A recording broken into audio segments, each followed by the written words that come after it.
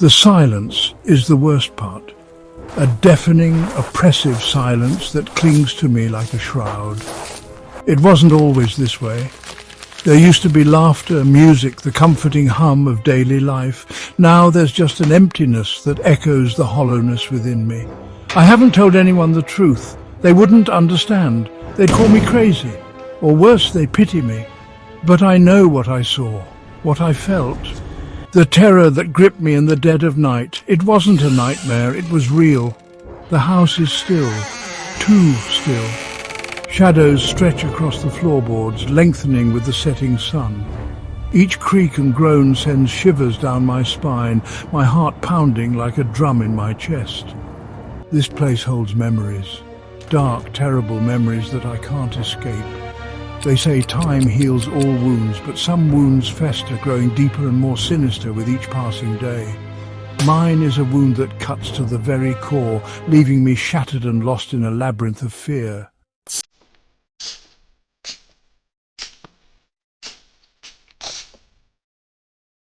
The crimson stains are gone, scrubbed, bleached, erased from existence, but I still see them, vivid and horrifying, etched onto the backs of my eyelids. Blood, so much blood. It's a sight that haunts my waking hours and invades my dreams, turning them into gruesome nightmares. I try to focus on something else, anything else. The mundane routines of daily life, the chirping of birds outside my window, the taste of coffee on my tongue. But the silence always seeps back in, bringing with it the metallic scent of fear and the chilling image of those crimson stains. I remember the police, their faces etched with concern and disbelief. They asked questions I couldn't answer, searched for clues that led nowhere. It was like trying to grasp at smoke, everything slipping through my fingers, leaving me with nothing but ashes and despair. They never found the body, but I know the truth. It's a truth that claws at my sanity, whispering its gruesome secrets in the dead of night. And the silence, oh, the silence is its accomplice, amplifying the echoes of my fear.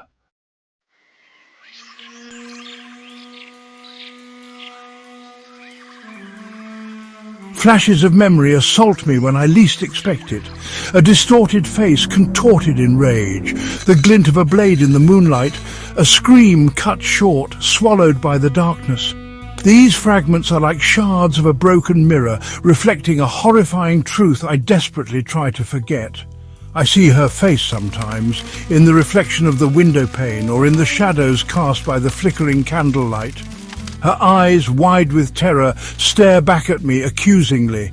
It's enough to send a chill down my spine, a constant reminder of the nightmare I can't escape. I used to find solace in the familiar, in the routine of my life.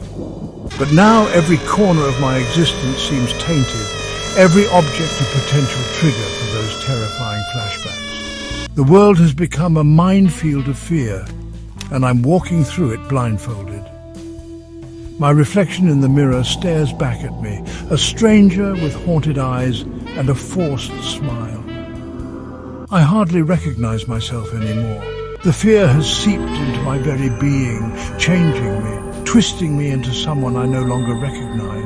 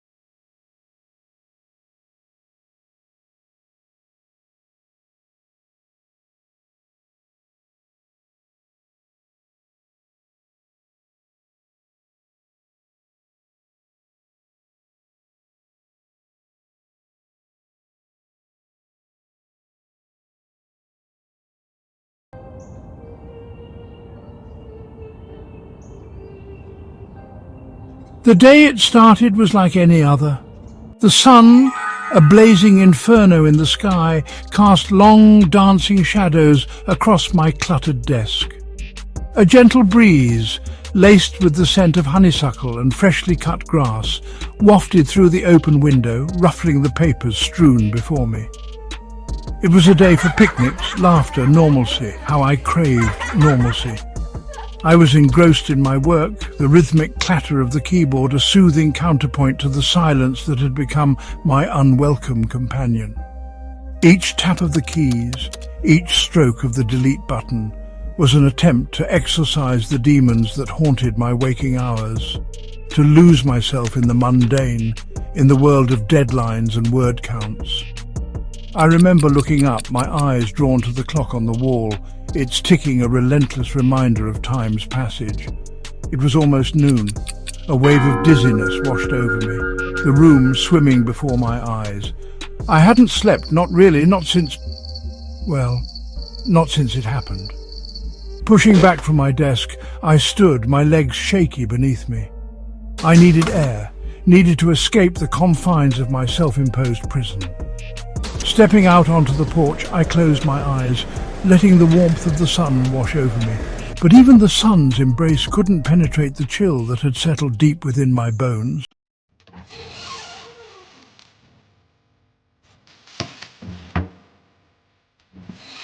The whispers started subtly, almost imperceptibly.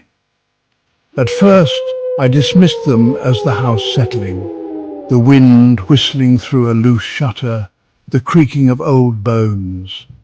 But as the days morphed into nights, the whispers grew louder, more insistent, like phantoms scratching at the edges of my sanity. They seemed to emanate from the very walls themselves, from the bowels of the house, weaving their way through the air vents, slithering under the floorboards, until they were a constant, unsettling presence. I would strain to decipher their meaning, my heart pounding in my chest, only to be met with an unintelligible murmur, a chorus of ethereal voices just beyond the realm of comprehension. It started with a faint rustling sound, like papers being shuffled in the dead of night. Then came the scratching, soft at first, then growing bolder, more frantic, as if something was trapped within the walls, desperate for release. And then the whispers, hushed and sibilant, pronouncements of some unspeakable horror that chilled me to the very core. I tried to rationalize it away. I told myself it was stress, exhaustion, the lingering trauma of that night. I blasted music, the heavy bass vibrating through the house, hoping to drown out the whispers. But they persisted, relentless and insidious, burrowing deeper into my psyche, feeding my growing paranoia.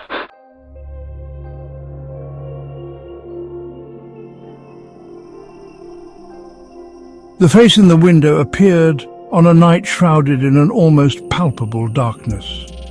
The moon, a sliver of silver in the inky sky, cast long, distorted shadows across the lawn, transforming familiar objects into grotesque caricatures. The wind howled like a banshee, rattling the windows, its mournful cries echoing my own growing sense of dread. I had just turned off the bedside lamp, my eyelids heavy with exhaustion, when I saw it.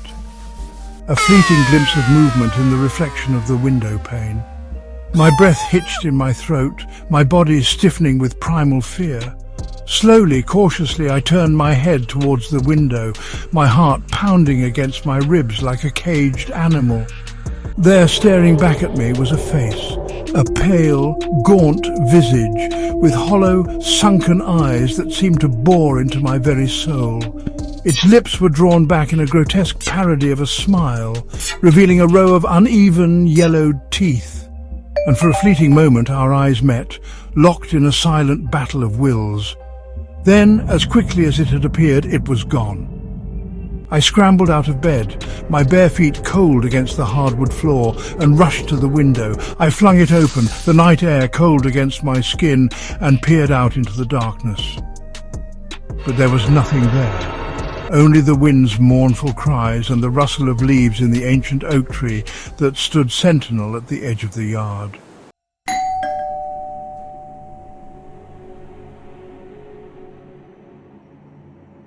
The following morning, a package arrived on my doorstep. It was small, wrapped in plain brown paper, with no return address. My hand trembled slightly as I reached out to pick it up, a shiver of apprehension running down my spine. I had a bad feeling about this, a sense of foreboding that settled like a lead weight in my stomach. Who could be sending me a package? I had become something of a recluse in the wake of everything. I avoided contact with friends and family, their concern a painful reminder of what I had lost, of the life that had been ripped away from me. I lived in a self-imposed exile, haunted by the past, terrified of the future. With trembling fingers, I tore open the package, my heart pounding in my chest. Inside, nestled amongst layers of tissue paper, was a small antique silver locket. It was exquisitely crafted, its surface engraved with intricate floral patterns. Curiosity warred with trepidation as I reached out to touch it. As my fingers brushed against its cool surface, a jolt of energy shot through me. I gasped, dropping the locket as if it had suddenly burst into flames. It clattered onto the wooden floor, the sound echoing through the silent house like a gunshot. I stared at it in horror, my breath coming in short, shallow gasps. What was this strange power it held, and what did it mean?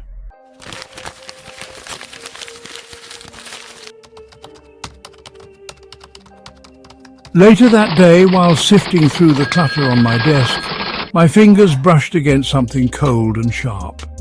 I pulled it out from beneath a stack of papers. It was an antique letter opener, its silver handle sculpted into the shape of a snarling wolf's head. Its eyes, two tiny rubies, seemed to gleam malevolently in the dim light filtering through the window. I had no recollection of ever owning such an object. It was ornate, almost theatrical, completely at odds with my own Spartan aesthetic. And yet there was something strangely familiar about it, as if I'd seen it before, perhaps in a dream or a half-forgotten memory. But where? I turned it over in my hands, examining it more closely. The craftsmanship was exquisite, the details of the wolf's head rendered with a chilling realism. Its fangs, long and sharp, were bared in a silent snarl, and its ruby eyes seemed to follow my every move. I shivered involuntarily, a sense of unease settling over me. Unable to shake the feeling of disquiet that had settled over me, I decided to investigate further. I knew it was irrational, foolish even, but I couldn't help but feel that this letter opener, this unexpected gift, was somehow connected to the strange and unsettling events that had been plaguing me. But how? And who would send me such a thing?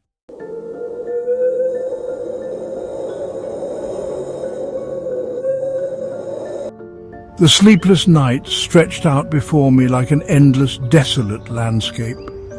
I tossed and turned in bed, my mind a whirlwind of half-formed thoughts and terrifying images. The whispers in the walls had grown louder, more insistent, their sibilant voices weaving a tapestry of fear and paranoia in the darkness.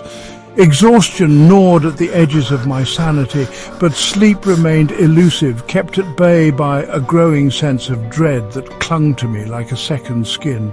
Every creak of the house, every rustle of leaves outside my window sent shivers down my spine, my imagination conjuring up unseen horrors lurking just beyond the reach of my sight.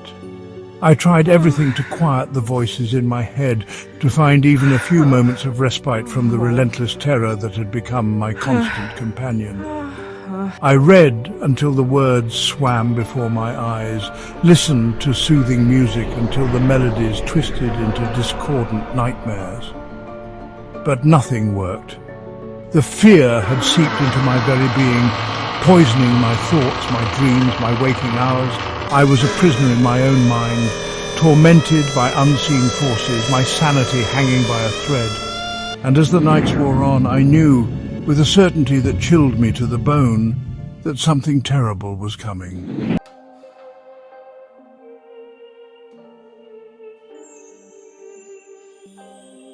Drawn by an invisible thread of desperation, I found myself standing before the imposing doors of the town library. Its facade, weathered and worn like the face of a wizened old man, seemed to frown down at me, its windows like judging eyes. The air around it was heavy with the scent of aged paper and forgotten secrets, a scent both alluring and unsettling. The silence within the library was almost as oppressive as the silence that haunted my waking hours. The only sounds were the soft rustling of pages being turned and the occasional muffled cough. Rows upon rows of towering bookshelves stretched out before me, their contents a vast and uncharted ocean of knowledge. Where could I even begin to look for answers? I wandered aimlessly through the labyrinthine aisles, my fingers trailing along the spines of the books. History, folklore, true crime. Each volume held the potential to unlock the mysteries that plagued me, to shed light on the darkness that had enveloped my life. But which one held the key? As I rounded a corner, my gaze fell upon a section tucked away in a shadowy alcove.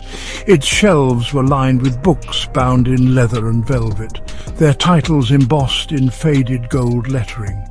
Occult, supernatural, forbidden knowledge. I hesitated, a shiver of apprehension running down my spine. Was I ready to delve into such dangerous waters?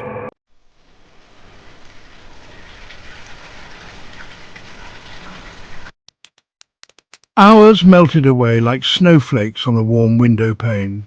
I was lost in a world of ancient texts and arcane symbols, my mind struggling to grasp concepts that seemed to defy logic and reason. The air around me grew thick with the weight of forgotten lore, the silence broken only by the beating of my own heart. As I reached for a particularly ancient-looking tome, its leather cover cold and slightly damp beneath my fingertips, I heard it, a whisper faint and ethereal like the rustle of silk against stone. It seemed to emanate from the very depths of the library, weaving its way through the towering bookshelves, seeking me out. At first I thought it was my imagination, my sleep-deprived mind playing tricks on me. But the whisper persisted, growing louder, more insistent. I strained to make out the words, my heart pounding in my chest. And then I heard it. A name that sent a chill down my spine and stopped my breath in my throat. The name was whispered with a reverence that bordered on fear. It was an old name, a forgotten name, a name that seemed to carry with it the weight of centuries of sorrow and suffering. And as I stood there frozen in place, I knew with a certainty that chilled me to the bone that this name held the key to unlocking the mysteries that haunted me.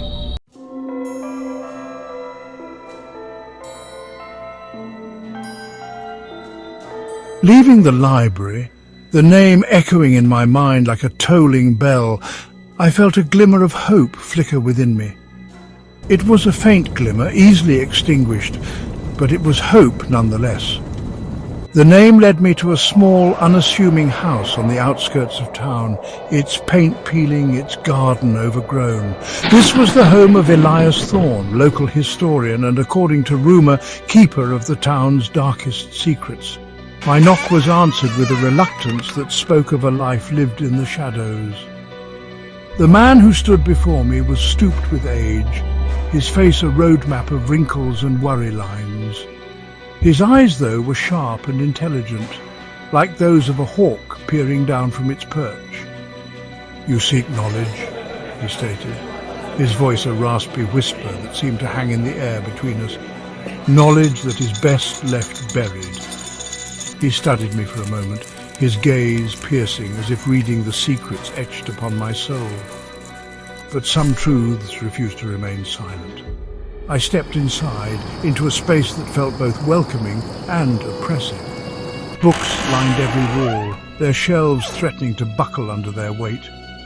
The air was thick with the scent of pipe tobacco and old paper, a scent that spoke of countless hours spent lost in study and contemplation.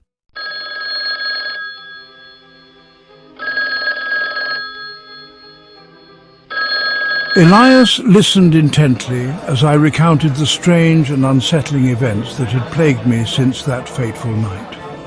He didn't interrupt, didn't dismiss my fears as the ramblings of a troubled mind. He simply listened, his gaze fixed on mine, his expression unreadable. "The name you heard," he finally said, his voice barely a murmur. "It is a name whispered in hushed tones. A name that evokes fear and dread in equal measure." He reached for a dusty tome lying open on his desk, its pages yellowed with age. "It is a name that has haunted this town for generations." He began to read, his voice low and steady, his words painting a vivid picture of a past shrouded in darkness and secrets. A tale of love and betrayal, of madness and murder, of a curse that had cast a long shadow over the town and its inhabitants. As he spoke, I felt a chill run down my spine, the hairs on the back of my neck standing on end. The story he told was eerily similar to my own experiences, the details aligning with a precision that was both fascinating and terrifying.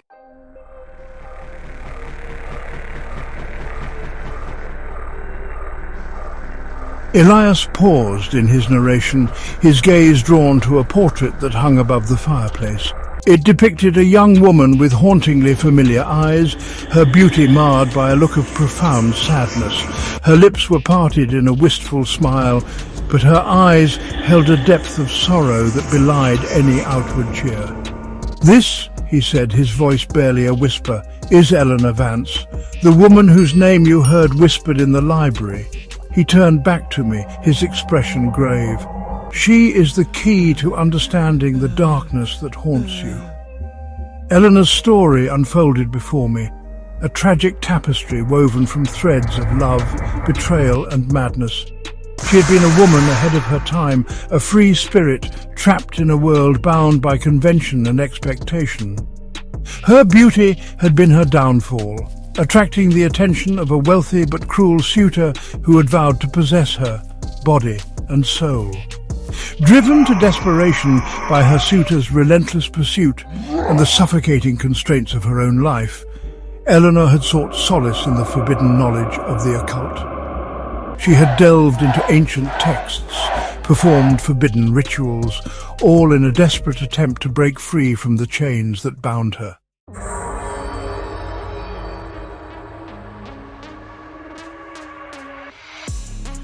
"There are whispers," Elias continued, his voice dropping to a conspiratorial whisper, "of a dark pact Eleanor made with forces beyond our understanding."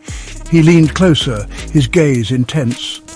"It is said that she sought not only her own freedom but also vengeance against those who had wronged her." The tale took an even darker turn as Elias recounted the rumours surrounding Eleanor's demise. She had been found dead in her own home, the circumstances of her passing shrouded in mystery. Some whispered of suicide, others of murder most foul. But the truth, like so many things in this town, remained elusive. "There was a night watchman," Elias said, his voice barely audible above the crackling of the fire in the hearth.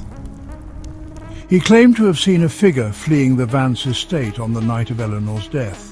A figure cloaked in shadows, its face hidden from view. The night watchman's account had been dismissed as the ramblings of a madman, fueled by too much ale and an overactive imagination. But now, as I listened to Elias's words, I couldn't shake the feeling that there was more to the story than met the eye.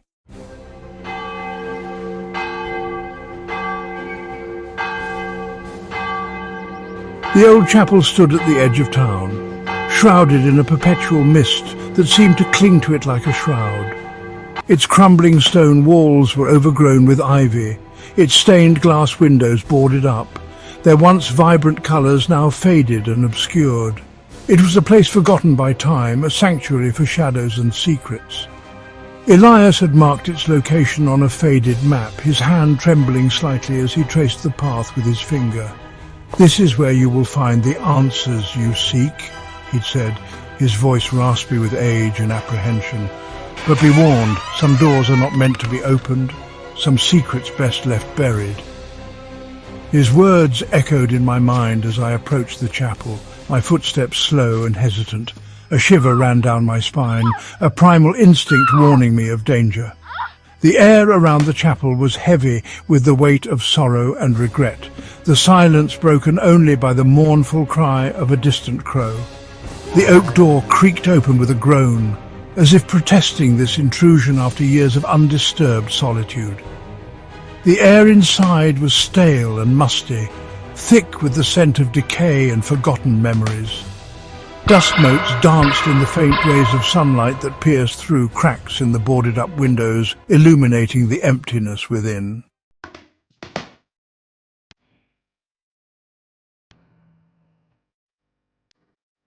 The chapel's interior was a testament to time's relentless march.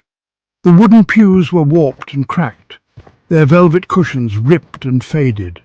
The altar, once a place of reverence and worship, was now bare, its surface covered in a thick layer of dust. Above it, a massive pipe organ loomed, its pipes silent, its keys coated in a film of grime. I moved through the chapel cautiously, my footsteps echoing in the stillness. Shadows stretched and contorted around me, cast by the faint light filtering through the cracks in the boarded-up windows. They seemed to writhe and whisper, like restless spirits disturbed from their slumber. The air was thick with a palpable sense of sadness, of something precious lost and never recovered. It clung to me like cobwebs, suffocating me, amplifying the fear that gnawed at the edges of my sanity. I felt an overwhelming urge to flee, to escape this place of sorrow and decay, but something compelled me to stay, to delve deeper into the mysteries it held. My gaze fell upon a small door, hidden behind a tattered tapestry depicting the Stations of the Cross. It was barely noticeable, almost swallowed by the shadows that clung to that corner of the chapel. As I approached, I felt a cold draught emanate from the door, sending a shiver down my spine.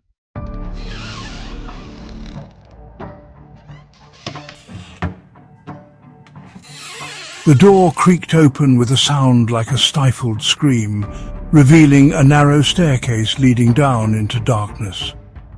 The air grew colder as I descended, the smell of damp earth and mildew replacing the stale scent of the chapel. My hand trembled slightly as I reached for the flashlight in my pocket, its beam cutting through the darkness like a beacon in the night. The stairs ended abruptly at a heavy wooden door, its surface scarred and scratched, as if someone had desperately tried to claw their way out. A heavy padlock secured the door, its metal cold and unyielding beneath my touch. I fumbled in my bag for the lock-picks Elias had given me, my heart pounding in my chest. The lock clicked open with a sound that seemed deafening in the silence. I pushed the door open cautiously, my flashlight beam sweeping across the room beyond. It was a small, cramped space, its walls lined with shelves stacked high with books, scrolls, and strange artifacts. A single oil lamp flickered on a table in the center of the room, casting long, dancing shadows across the cluttered space. My gaze fell upon a small, leather-bound diary lying open on the table. Its pages were filled with elegant handwriting, the ink faded but still legible. I reached for the diary, my fingers trembling slightly, as I brushed the dust from its cover. The inscription on the front stopped my breath in my throat. Eleanor's diary.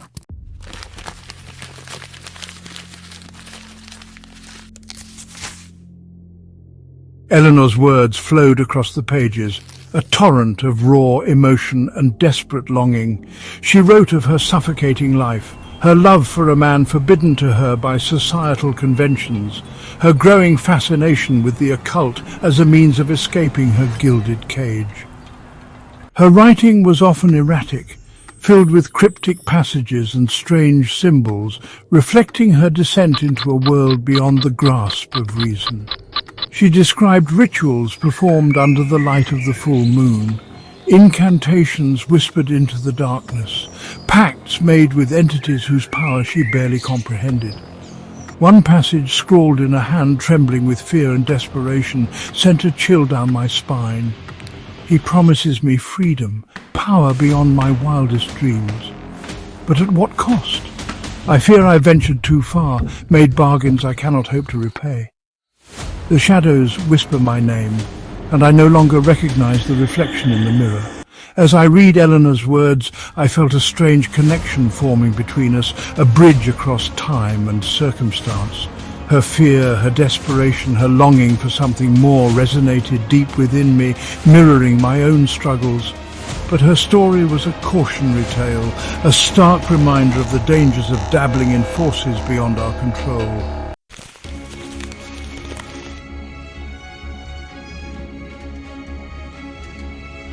The diary contained a detailed account of a ritual Eleanor had performed in a desperate attempt to break free from the constraints of her life and claim the love that had been denied to her.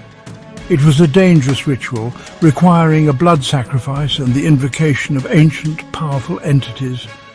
The instructions were written in a coded language, a mixture of Latin, Greek and strange symbols. I spent hours deciphering the text, my mind struggling to comprehend the concepts and possibilities it presented. The ritual was a double-edged sword, offering both liberation and damnation in equal measure. According to Eleanor's notes, the ritual had to be performed during a lunar eclipse, a time when the veil between worlds was at its thinnest.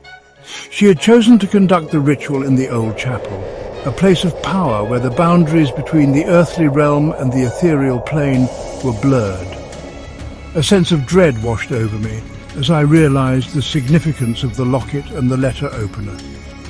They were not random gifts, but tools, essential components of the ritual Eleanor had performed. The locket, engraved with her initials, represented the blood sacrifice, while the letter opener, with its snarling wolf's head, symbolized the entity she had invoked.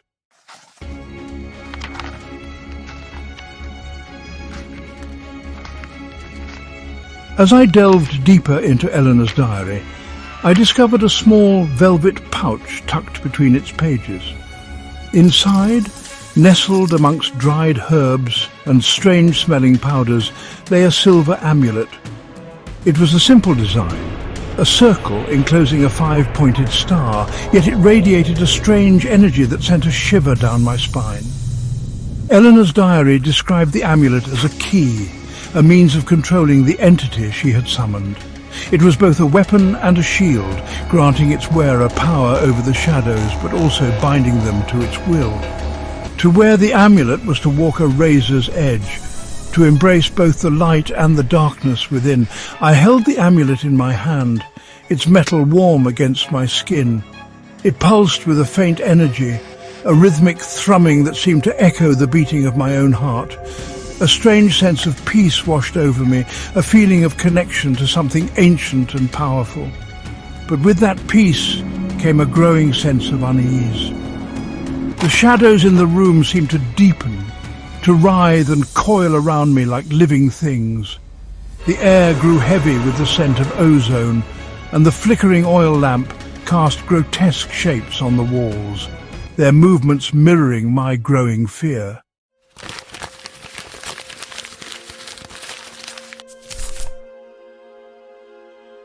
The diary's revelations hung in the air like a chilling premonition.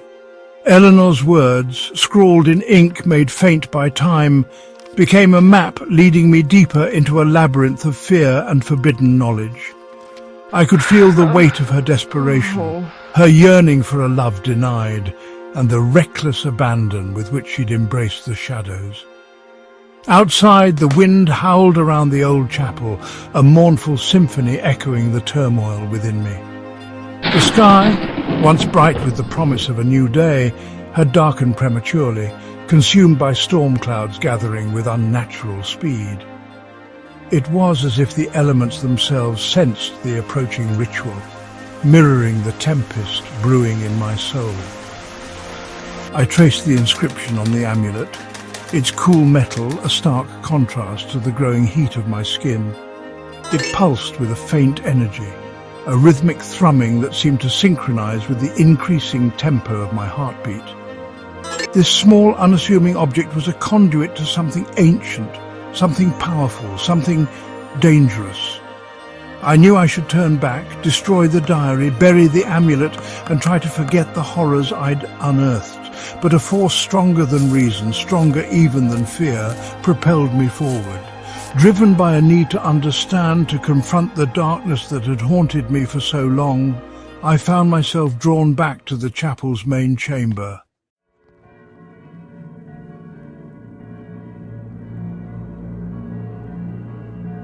The chapel's interior was bathed in an eerie, otherworldly light as the eclipse reached its peak. The air, thick with the scent of incense and fear, crackled with anticipation. Shadows danced with renewed vigor, twisting and contorting into grotesque shapes that reflected the turmoil within me. I stood before the altar, my heart pounding against my ribs like a captive bird. In my hand I held the silver letter opener, its wolf's head snarling silently in the fading light. The ruby eyes, usually so lifeless, seemed to gleam with an infernal light, as if the spirit of the beast had been awakened. Following Eleanor's meticulous instructions, I arranged the ritual objects on the altar. The locket, representing the blood sacrifice, lay beside a silver chalice filled with dark, viscous liquid. Candles, their flames flickering wildly in the draughty chapel, formed a circle around the central objects, casting long, dancing shadows across the dusty floor. The silence, broken only by the howling wind outside, was deafening. It pressed in on me, suffocating me with anticipation and dread. I closed my eyes, drawing a deep breath, bracing myself for what was to come. There was no turning back now.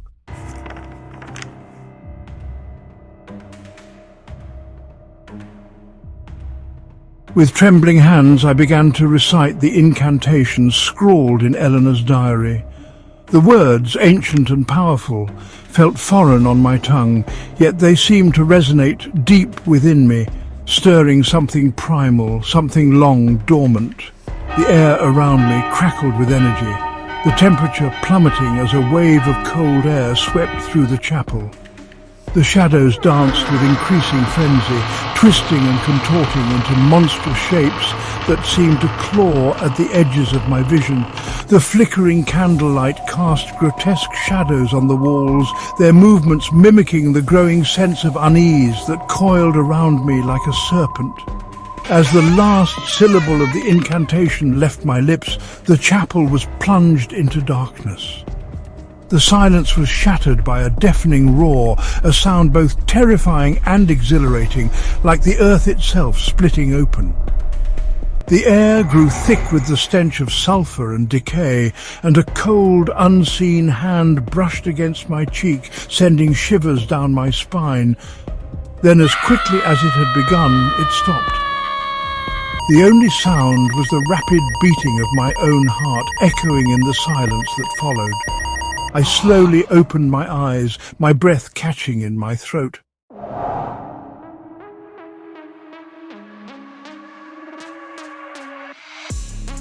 Standing before me, bathed in an ethereal light that seemed to emanate from its very being, was a figure that defied description.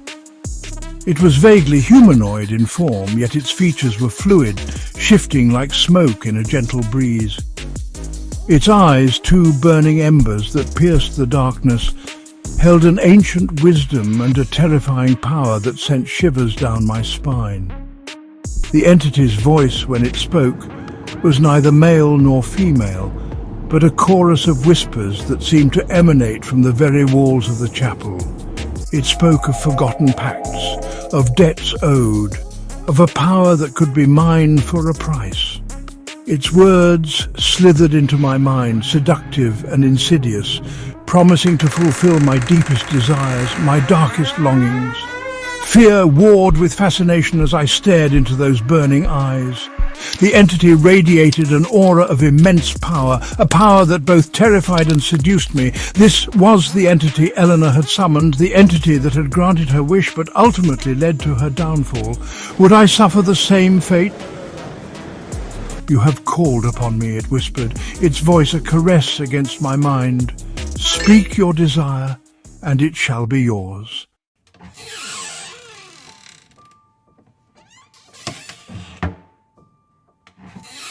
The entity's offer hung in the air, a poisoned chalice shimmering with the promise of power and the spectre of damnation.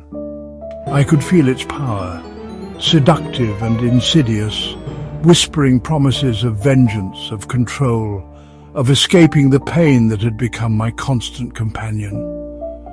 For a moment I allowed myself to be tempted. I imagined unleashing the entity's wrath upon those who had wronged me, those who had dismissed my fears, those who had failed to protect me from the darkness that had consumed my life. But deep down, I knew that path led only to more suffering, more pain, more regret. "I seek no bargains," I said, my voice surprisingly steady despite the fear that coiled in my gut. "I want only the truth. What happened to Eleanor Vance?"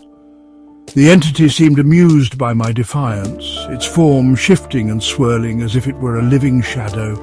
"Her fate is of no consequence," it hissed, its voice taking on a sharper edge. "She made her choice, and now it is your turn to make yours. Her fate is my truth," I countered, my voice gaining strength.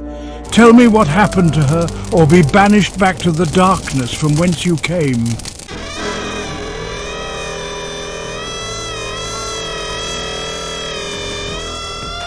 The entity's form pulsed with rage, the air crackling with its power.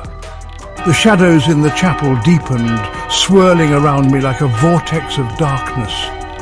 The temperature plummeted, the cold seeping into my bones, threatening to extinguish the last embers of my resolve.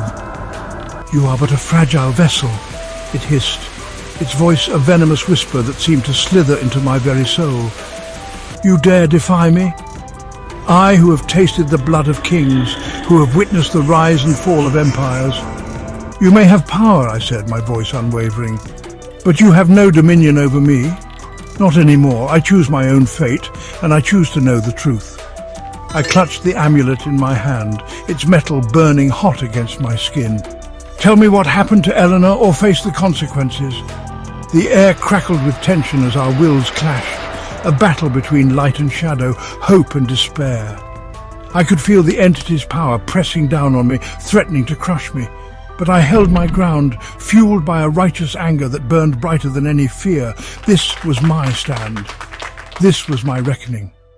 And as the entity drew back, its form flickering and fading, a single tear rolled down my cheek.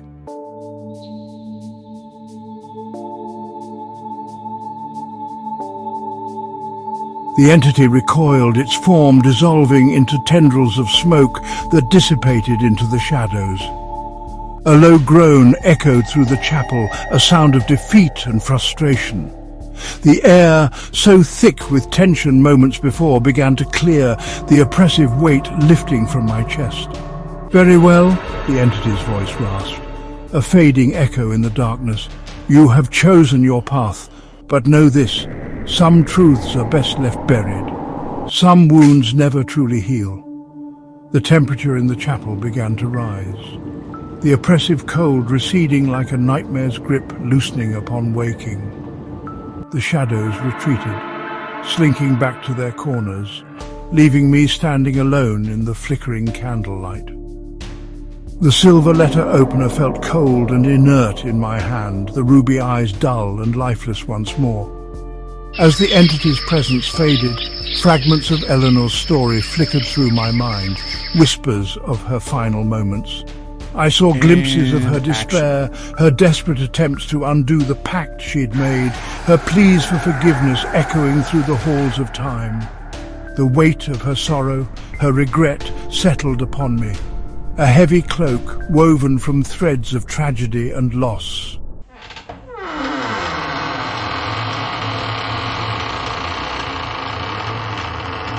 The eclipse began to wane, and pale sunlight seeped back through the cracks in the boarded-up windows, casting long, dusty beams across the chapel floor. The air, no longer thick with the stench of sulphur and decay, held a faint scent of ozone, a lingering reminder of the entity's presence. I sank down onto the cold stone floor, my legs trembling with exhaustion. The amulet, still clutched tightly in my hand, seemed to vibrate with a faint energy, a comforting warmth that spread through my body. I had faced the darkness, confronted the entity that had haunted me for so long, and emerged not unscathed but unbroken. The truth, as I had come to understand it, was both a comfort and a burden.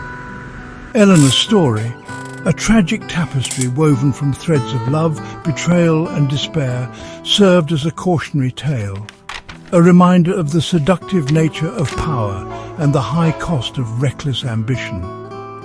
I knew I would carry the weight of her story with me always, a constant reminder of the fragility of life and the enduring power of choice. But I also knew that understanding, even in the face of tragedy, was a form of liberation. The shadows could only hold power if we allowed them to.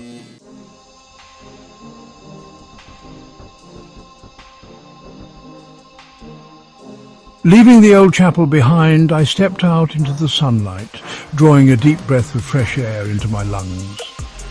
The storm had passed, leaving behind a sky washed clean, the air crisp and invigorating. The world seemed renewed, vibrant, full of possibilities.